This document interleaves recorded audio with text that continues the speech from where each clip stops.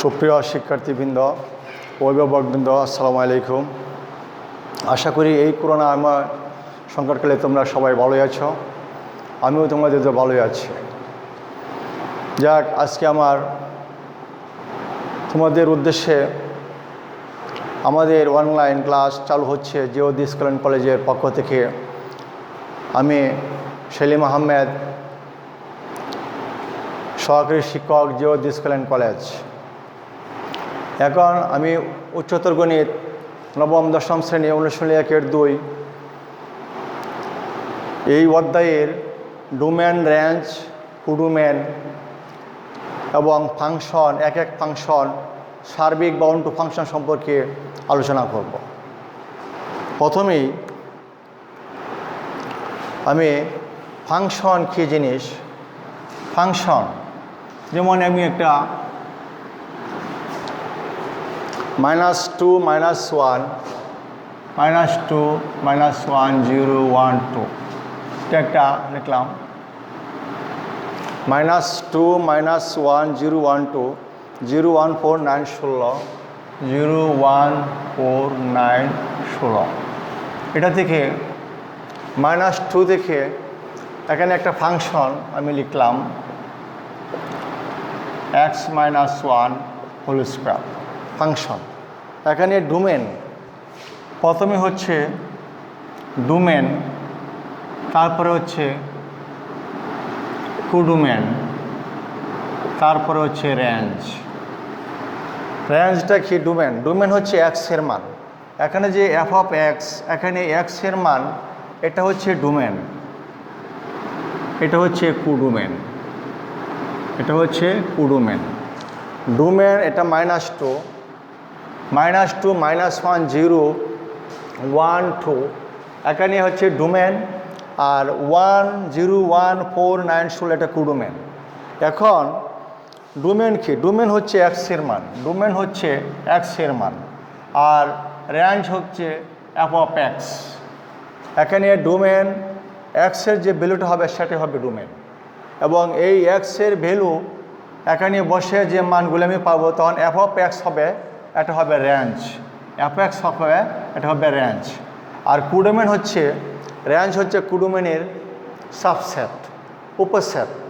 Range হচ্ছে কুডোমেনের subset বা উপসেট, এইটা হচ্ছে এটার উপসেট।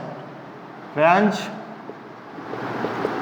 রেঞ্জ হচ্ছে কুডোমেনের উপসেট, উপসেট।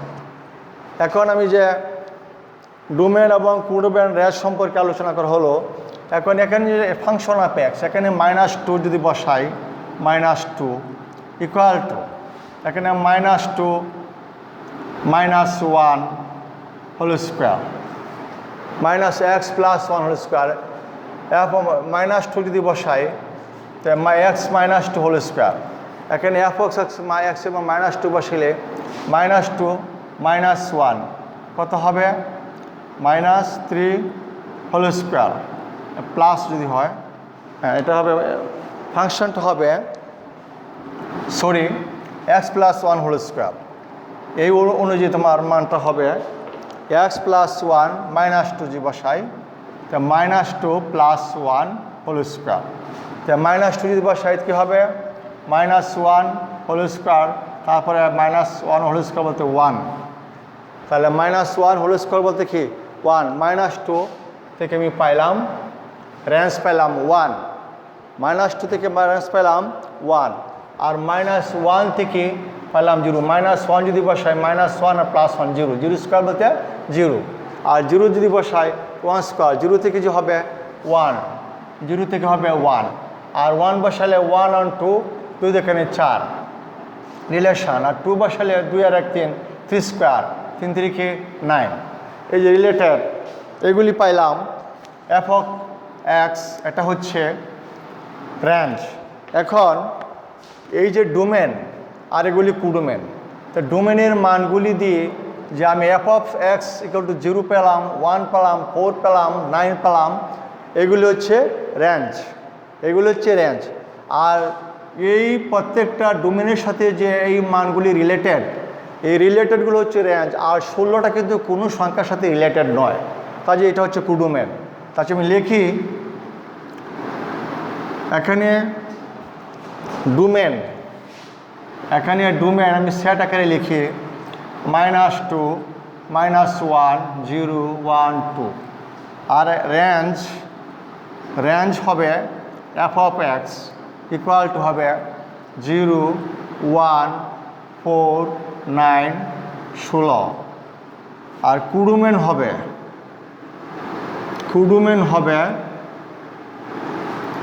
0 1 4 9 16। এখন এই রেঞ্জটা কিন্তু কুডোমেনের সদস্য, কুডোমেনের সাবসেট। রেঞ্জের উপাদান কুডোমেনের সমান হতে পারে এবং কুডোমেনের উপাদান বেশি হতে পারে, কাজে এই রেঞ্জটা হচ্ছে কুডোমেনের সাবসেট। এখন বন্ধুরা তোমরা বুঝতে পেরেছো আশা করি যে ডোমেন হচ্ছে এক্সের মান, আর ফাংশন অফ এক্স হচ্ছে রেঞ্জের মান, আর কুডোমেন হচ্ছে ফাংশন অফ সেটের সার্বিক সেট বা কুডোমেনের উপসেট। এগুলি আমি তোমাদেরকে বুঝাতে পেরেছি, আশা করি বুঝতে পেরেছো। এখন ফাংশন কি বা এক ফাংশন কি বা সার্বিক ফাংশন কি? এখন ফাংশন অবান্তর কাহিনী যদি হয় তাহলে ফাংশন নয়, অবান্তর কাহিনী যদি হয় তাহলে ফাংশন নয়, আর অবান্তর কাহিনী না ঘটলে সেটা হচ্ছে ফাংশন। এখন এই ডোমেনকে আমি সন্তান হিসেবে বিবেচনা করি, আর কুডোমেন মা হিসেবে বিবেচনা করি। ডোমেনকে সন্তান হিসেবে বিবেচনা করি আর কুডোমেনকে মা হিসেবে বিবেচনা করি। এখানে দেখো এগুলি হচ্ছে সন্তান আর এগুলি হচ্ছে মা, তাহলে -2 থেকে 1, -1 থেকে 0, 0 থেকে 1, আর এখানে 1 থেকে 4, 2 থেকে 4, এখানে 16 নেই। এখন প্রত্যেকটা মারই কিন্তু একটা এখানে ফাংশন কিনা এখানে দেখো এটা নাই, যেমন -2 এই 0 -2 আর 0 1, এখানে কিন্তু একটা মার দুইটা সন্তান, এটা অবশ্যই থাকতে পারে। এখানে দুইটা সন্তান কিন্তু একটা, প্রত্যেকটা সন্তানেরই একটা করে, প্রত্যেকটা মারে একটা সন্তান থাকবে এবং দুইটাও থাকতে পারে। এটা কিন্তু অবান্তর কাহিনী না, এটা কিন্তু অবান্তর কাহিনী নয়। তাহলে সেটা হচ্ছে কি ফাংশন, সেটা হচ্ছে ফাংশন -2, কারণ এখানে -2 হচ্ছে 1 আর 0 হচ্ছে 1, তাহলে একটা মায়ের দুটা সন্তান, আবার 0 একটা সন্তান, 4 একটা সন্তান, 9 একটা সন্তান, আর 16 তার কোনো সন্তান নেই। তো একটা মার সন্তান নাও থাকতে পারে, সেটা ব্যাপার নয়, এটা কিন্তু অবান্তর কাহিনী নয়। একটা মার সন্তান নাও থাকতে পারে, সেটা অবান্তর কাহিনী নয়, সুতরাং সেটা হবে ফাংশন। আর সাপোজ মনে করো 1 2 3 4, এটা ডোমেন, এটা হচ্ছে ডোমেন, এটা হচ্ছে কুডোমেন। এটাকে আমি সন্তান হিসেবে বিবেচনা করি, এটাকে মা হিসেবে বিবেচনা করলাম। এখন এখানে দিলাম A B C D, 1 related to B, 3, আর এখানে হচ্ছে D। এখন এটা দেখো এখানে হচ্ছে মা, এখানে হচ্ছে সন্তান, তাহলে একটা মার একটা সন্তান, এখানে একটার মার একটা সন্তান, এখানে একটা সন্তানের দুটা মা, একটা সন্তানের দুটা মা, কিন্তু 4 এর সমান নেই। এখানে কিন্তু 4 সন্তান কিন্তু মা ছাড়া হতে পারে না। এখানে একটা সন্তান, এখানে ডোমেন তো মা সন্তান হিসেবে বিবেচনা করছি, তাই না? ডোমেন যদি সন্তান হিসেবে বিবেচনা করি, তা ডোমেন এখানে 4 সন্তান আর এখানে 4 এর কিন্তু মা নাই, তাহলে সন্তান মা ছাড়া হতে পারে না, এটা একটা অবান্তর কাহিনী। আর এখানে একটা সন্তানের দুইটা মা, C related 3 related C 3 related D, সুতরাং এখানেও একটা সন্তানের দুটা মা হতে পারে না, সেটা হচ্ছে একটা অবান্তর কাহিনী, সুতরাং সেটা ফাংশন নয়। অথবা এটা এভাবেও লিখতে পারি, আমি সেট আকারে লিখলে 1A, যদি সেট আকারে লিখি 1A 2B, তারপরে 3C 3D, এখানে কিন্তু ডোমেনের পুনরাবৃত্তি ঘটলেই ফাংশন নয়, আমরা যদি সেট আকারে লিখি অর্থাৎ একই প্রথম উপাদান বিশিষ্ট একাধিক ক্রমজোড় থাকলে সেটা ফাংশন নয়। একই প্রথম উপাদান ক্রমজোড় যদি একই প্রথম উপাদান ক্রমজোড় বিশিষ্ট একাধিক যদি থাকে তাহলে সেটা ফাংশন। অর্থাৎ এক কথা ডোমেনের পুনরাবৃত্তি ঘটলেই ডোমেনের পুনরাবৃত্তি ঘটলে সেটা ফাংশন নয়, সেটা ফাংশন নয়। ডোমেনের পুনরাবৃত্তি ঘটলে সেটা ফাংশন নয়। এখন জানলাম আমরা ফাংশন এবং ফাংশন নয়। এখন এক এক ফাংশন কি? এক এক ফাংশন হচ্ছে ম্যাক্সিমাম প্রত্যেকটা মার একটা করে সন্তান থাকতে হবে, প্রত্যেকটা মার একটি করে সন্তান থাকতে হবে, একটি করে সন্তান থাকতে হবে। অর্থাৎ ম্যাক্সিমাম দুইটা থাকলে হবে না, ম্যাক্সিমাম একটা করে সন্তান থাকতে হবে। তো যেমন মনে করো ম্যাক্সিমাম একটা করে সন্তান থাকতে হবে, আর যদি একটা মার দুইটা থাকে তাহলে সে এক এক নয়।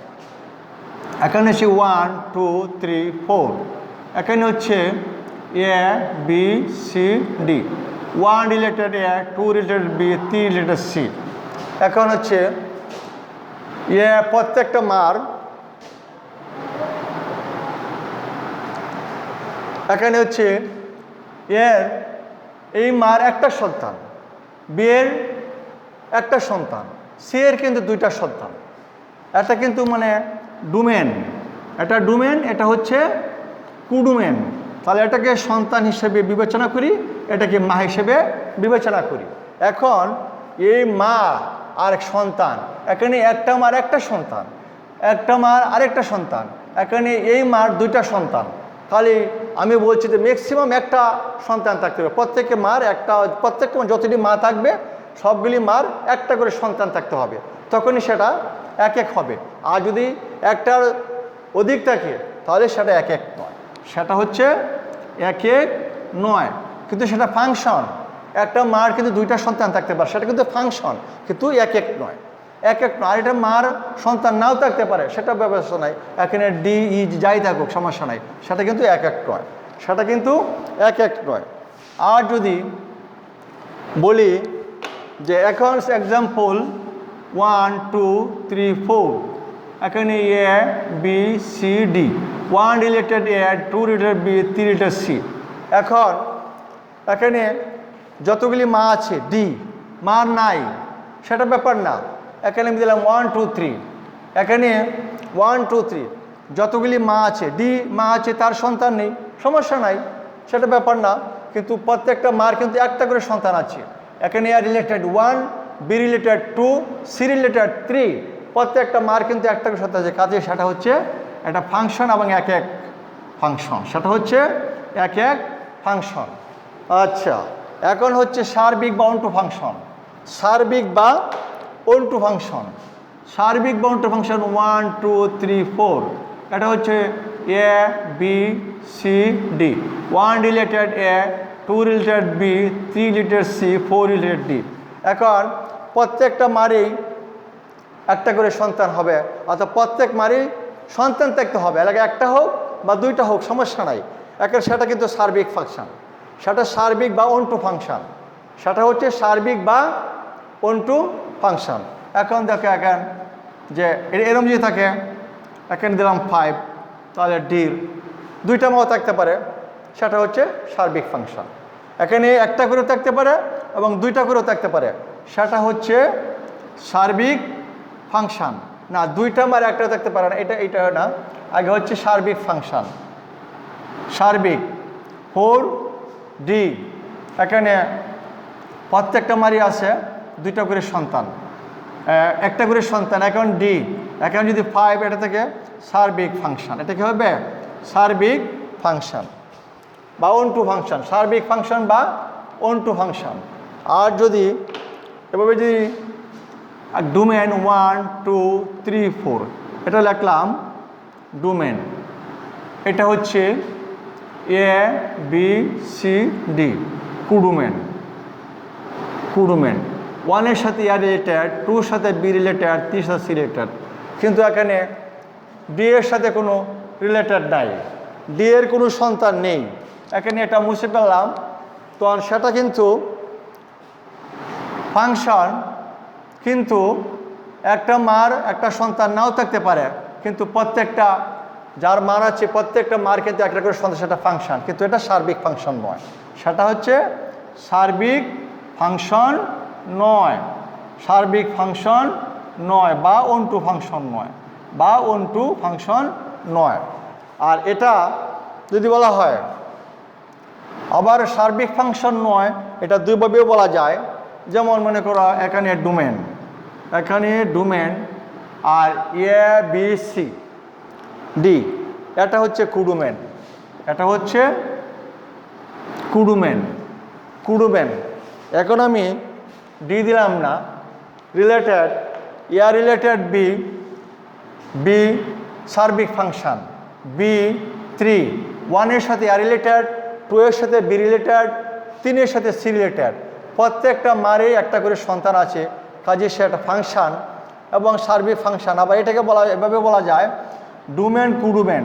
তাহলে এখানে ডোমেন হচ্ছে 1 2 3, রেঞ্জ এই 1 এর জন্য এ আসছে, 2 এর জন্য বি আসছে, 3 এর জন্য সি, তাহলে আমি রেঞ্জ বলতে পারি, রেঞ্জ হচ্ছে এ বি সি। এখন কুডোমেন, কুডোমেন, কুডোমেন হচ্ছে এ বি সি। এখন কথা হচ্ছে রেঞ্জ এবং কুডোমেন যদি সমান হয়, রেঞ্জের উপাদান এবং কুডোমেনের উপাদান সমান হতেও পারে, বা কুডোমেনের উপাদান বেশি হতে পারে। সুতরাং এটা একটা সূত্র আছে, রেঞ্জ সমান কুডোমেন হলেই এটা সার্বিক ফাংশন, এটা সার্বিক ফাংশন, সার্বিক ফাংশন। রেঞ্জ এবং কুডোমেন যদি সমান হয় সেটা হচ্ছে কি সার্বিক ফাংশন। যাই হোক, আশা করি তোমরা বুঝতে পেরেছ। পরবর্তী ক্লাসে আমি এই অনুশীলনী অঙ্কগুলি করাবো। আজ এই পর্যন্তই বিদায় নিলাম। আশা করি তোমরা এই করোনাকালে ভালো থাকবা, এই কামনা করেই বিদায় নিচ্ছি। ধন্যবাদ।